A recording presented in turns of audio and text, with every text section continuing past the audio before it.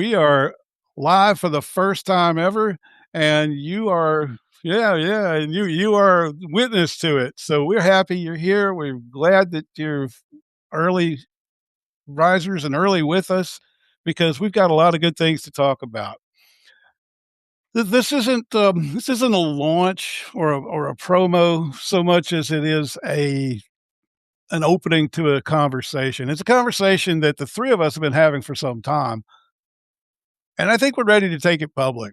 So we want you to join in with us, and well, we want to bring you some new information, and we want to talk about what we're doing. We formed the Southern Writers Guild because we think there's a place for a certain kind of voice.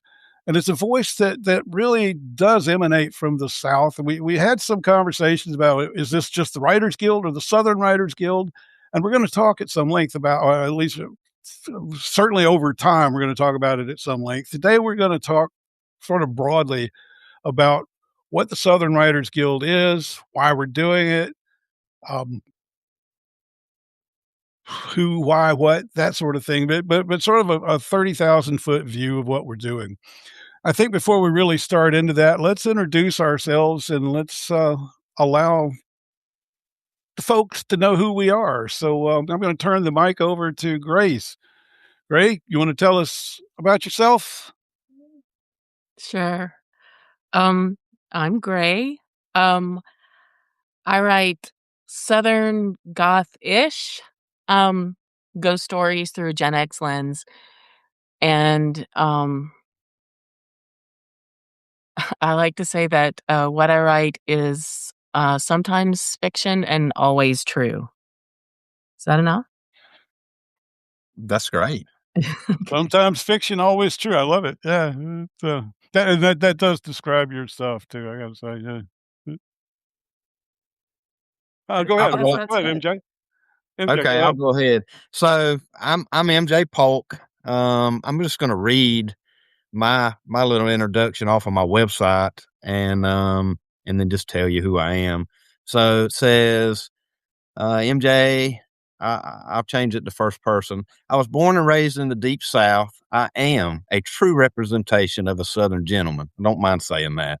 I'll ma'am you and I'll ma'am you to death. That's for sure. Get in trouble sometimes with some of the ladies around the U.S. calling them saying yes, ma'am. But I say yes, ma'am to my daughters. So sorry about that if that bothers you. Not sorry. But anyway, so born and raised in Southern Georgia. I've done it all from working commercial construction sites as a plumber's apprentice. I've been an over the road truck driver, over 300,000 miles over the road. Worked as a farmhand as well. I've got 25 years of sales experience. And so I've really started tailoring all of that to copywriting and working, you know, working it from that angle. That said, I'm not your average copywriter. I do proofreading and copy editing, developmental editing, but that's just to pay the bills. Really, I've got a passion for creative writing. I love to write fiction. I've found a love here in the past year writing personal essays on my other two Substack publications. On my blog, it's comprised mostly of personal essays. I do throw in occasional fictional story there, and then stories from the jukebox also, which you are all invited to join in with. This week, our song prompt is by the Lumineers. So it's Classy Girls by the Lumineers, actually picked by Grace. And so each week on it, me and another group of writers use that as a writing prompt. The Southern Writers Guild, though, this is a little bit different. This is going to serve as my pseudonym, Hank Cotton's home base, and as well as his cohort, Bo and Grace. So, that's kind of I guess enough about me and what I'm doing here. So what about you, Rick? Tell us about yourself. Well, what to tell about myself? Let's see. My name is Rick West. Um, I'm on Substack, both as Rick West and as my primary page is called Primal Beat. I was a songwriter for many years, and that's actually my stage name, and have used it for a long time.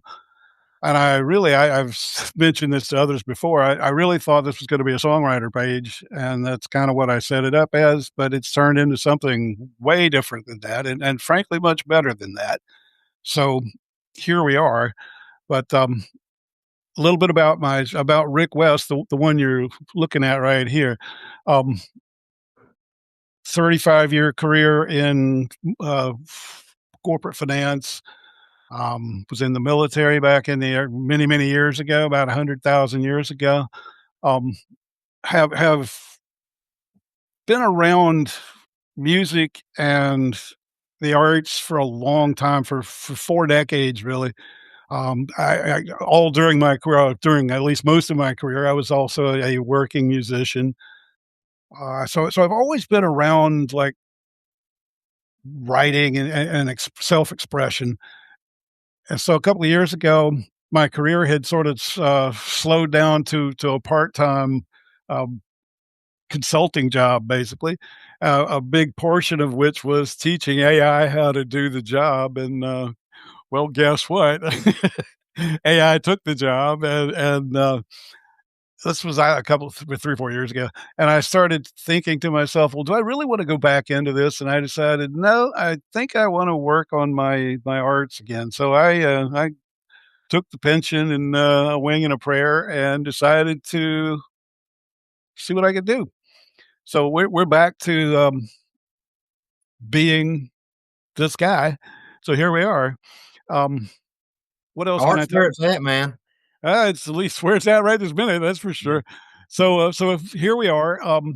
Not a whole lot else to say right this minute. We can certainly identify ourselves as we go along. Oh, let me do tell you. You'll see me show up as Primal Beat or the Beat. And my pseudonym, I'm the handler. Rick West here is the handler for a guy named Bo Pritchett the Fourth, who is as Southern comes. Because I didn't mention I grew up in the South. I'm from the Southeast. I grew up in equal parts between the coast of Florida, the mountains of North Carolina, and downtown Atlanta. So that's sort of my stomping grounds. And Bo Pritchett is that guy. He's kind of like MJ and I have talked about. He gets to do the things that I can't do on my own. So so here we are. Well, let's move to the next sort of questions. I guess the obvious question is, what is this guild? And real quickly, I'll just read what I asked myself that question earlier, and here's what I wrote. It's a home for writing shaped by the American South, not as a location, but as a way of seeing. Our purpose is to develop a global showcase for the best stories coming from a Southern perspective. Would either one of you like to comment on that? Grace. MJ. I mean, Well, in general, what do you think is what's our guild? Kind of let's explain the guild, folks. the guild is what to begin with. I wasn't exactly sure what a guild was when we chose this name. Rick had to tell me, what a guild was, and obviously I could look it up and read the definition. But I love I love what a guild is, right? It's artisans, it's craftsmen. It is art. It is you're doing it for the sake of doing it. Not for a crowd, not for applause. Because we're writing because we have to. We don't have any choice. I know I don't have any choice but to write. And as far as it being Southern, I just don't know any other way to be. Um, so there's that. I mean, Grace, what you tell me? What's your opinion? What do you think? What is a guild? What are we? Wha What are we?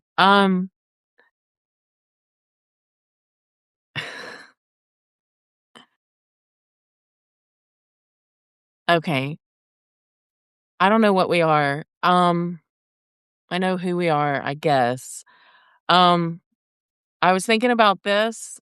I don't think I've told you this before. Um, sorry. I'm thinking. I can't think and talk at the same time.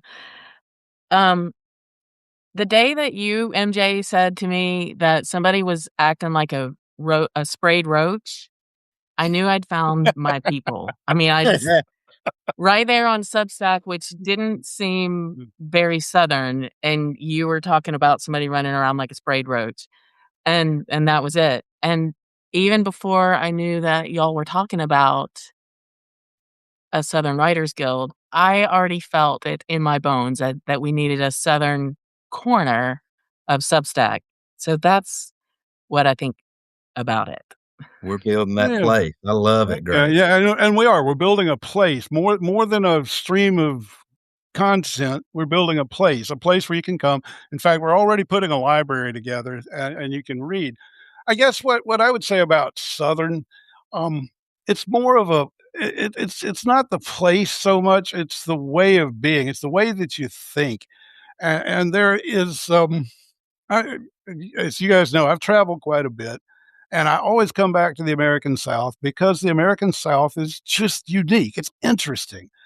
And it's interesting because the past lives here. The past is more present here than it is anywhere in the U.S., honestly. In fact, in my own opinion, the South is the most interesting part of the United States. And that's why I want to see us sort of move forward with it. It's operating as our lens, not so much as our. It's not meant to exclude anybody. It means that there's a Southern perspective that is just a little bit different than other places, and that's what we want to highlight here. And what would I say about that? Well, it's oh gosh, Southerners love irony. Southerners Southerners have in historically have been kind of not allowed to say what they think sometimes. That's not so true now, but it certainly was in the past. And as a result, we learned how to speak sideways, if you will. We've learned how to come up with colorful ways to say things and interesting slants on reality, which you don't really find in some other forms of writing. And that's kind of what we want to push here. Uh, Agreed, or what? I Yes. think that's absolutely right. I Yeah. think it's a place, it's a voice, it's not forced. It's not something that's a forced thing that you're trying to do. It's No, just you it's can't. there. And as I mentioned, I travel a lot. I mean, I'm headed for Istanbul here pretty soon, but I take the South with me. It's not that we're in the South. I mean, physically, because I am right this minute physically in the South, but it's not that. It's that you carry with you this way of seeing the world, and no matter where you are, no matter who you are, you can't see the world. If in my You're a personal Southerner. opinion, yeah, if you're from here, you're gonna have that perspective, and that's a perspective that we want to honor. Is that a fair statement, you guys? I think so, Yes. yeah. Or as I've put it in some other writings, the South is unfinished business, and we want to kind of finish some of that business. That said, we want to be very clear that we're a diverse crowd. We have no interest in divisive speak or divisive behavior or any of that. That's not if you think that's the South, you're just flat wrong. That's the very old South. That's not who we are. We're skyscrapers. We're farm boys and skyscrapers and all those things. This is as modern a place as there is in the world, and that's the new South. That's the South we care about, and that's the South we're coming from. So I don't want to take over. You guys certainly speak No, I up. mean, I think that's exactly right. I mean, what we want to do here is we want to show the rest of the world what the South is and how and that the South can write and that we can tell stories.